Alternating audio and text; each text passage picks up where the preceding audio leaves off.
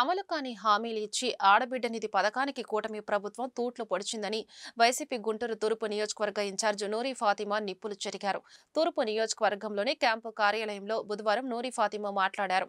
ఆడబిడ్డ నిధి పథకం అమలు చేయాలి అంటే ఆంధ్రాన్ని అమ్మాలి అని అచ్చెన్నాయుడు చేసిన వ్యాఖ్యలు సభ్య సమాజం తలదించుకునేలా ఉన్నాయని అన్నారు. ముఖ్యమంత్రి నారా చంద్రబాబు నాయుడు చేస్తున్న ప్రకటనలకి మంత్రుల ప్రకటనలకి సంబంధం ఉండటం లేదని అన్నారు. పథకాలు అమలు చేస్తారో లేదో వారికి స్పష్టత వచ్చిన తర్వాత ప్రకటనలు చేయాలని హితవు పలికారు. కూటమి ప్రభుత్వం మీద నమ్మకం పోతూ వస్తుంది. ఎందుకంటారంటే గతంలో సంవత్సరం అయింది, సంవత్సర కాలంలో 6 హామీలు అన్నారు, 6 రత్నాలు అన్నారు. ఇవన్నీ చంద్రబాబు నాయుడు గారి దగ్గర నుంచి తీసుకుంటే, వాళ్ళ క్యాబినెట్లో ఉన్న మినిస్టర్ దగ్గర నుంచి తీసుకుంటే కింద స్థాయి ఎమ్మెల్యేల వరకు ఏ విధంగా చెప్పుకుంటా వస్తుంది, భరోసా తగ్గించుకుంటా వస్తున్నారు.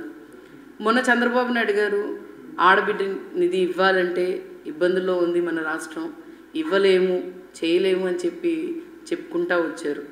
అలాగే నిన్న అచ్చెన్నాయుడు గారు ఒక మినిస్టర్ అయి ఉండి ఆడబిడ్డ నిధి ఇవ్వాలంటే మన రాష్ట్రాన్ని తాకట్టు పెట్టాలని చెప్పారు. మరి ఏం సంకేతం ఇస్తున్నారు ఈ ఆడబిడ్డలకి? ఈ ఆడబిడ్డల్ని మోసం చేశారే, ఎవరు ప్రశ్నించరు అనుకుంటున్నారా, లేకపోతే ఎవరు మాట్లాడరు అనుకుంటున్నారా? దాదాపుగా 2 కోట్ల మంది ఆడవాళ్ళు ఉంటే దాంట్లో 1.8 crore మెంబర్స్ లబ్ధిదారులు ఉన్నారు. అంటే మీకు పథకం ఇచ్చే ముందు అవగాహన లేకుండా ఇచ్చారా, లేకపోతే తెలియకుండా ఇచ్చారా, మోసం చేస్తారని తెలిసి ఇచ్చారా? మేము ప్రశ్నిస్తున్నాం మిమ్మల్ని. మీకు తెలుసు ఏమని, మేము ఇవ్వలేని హామీ ఇది, మేము చేయలేని పథకం ఇది. గతంలో జగన్మోహన్ రెడ్డి గారు కూడా మీరు చెప్పినట్టే ఆయన చెప్పచ్చు కదా. కానీ క్రెడిబిలిటీ అనేది ఉన్నది ఒకే ఒక నాయకుడికి, అది జగన్మోహన్ రెడ్డి గారు.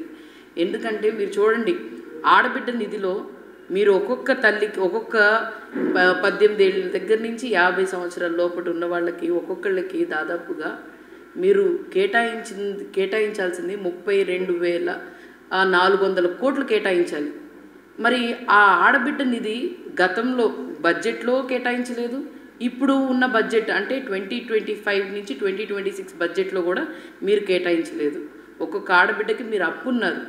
ఇవన్నీ హామీలు మరి తెలియకుండా ఇచ్చారు. ఈరోజు మొన్న మీరు చూసుకుంటే ఈ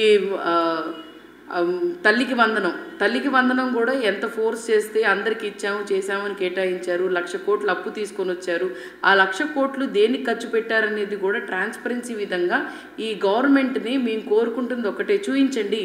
ఈ 1,00,000 కోట్లు తీసుకొని వచ్చారు కదా, మీరు కేంద్రం నుంచి అప్పు తీసుకొని వచ్చారు, ఈ 1,00,000 కోట్లు దేనికి కేటాయించారు?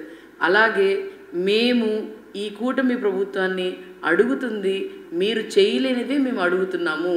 చేసి ప్రూవ్ చేసుకోండి. You are the good government, you have doing the good governance అని చూపించండి. వీ డోంట్ హ్యావ్, మేమేం అనుకోము. కానీ ఈ విధంగా మీరు చెప్పిన హామీలు తీర్చకపోతే ఖచ్చితంగా ఆడవాళ్ళం అందరం కలిసి రోడ్డుకి వచ్చే పరిస్థితి ఉంటుంది.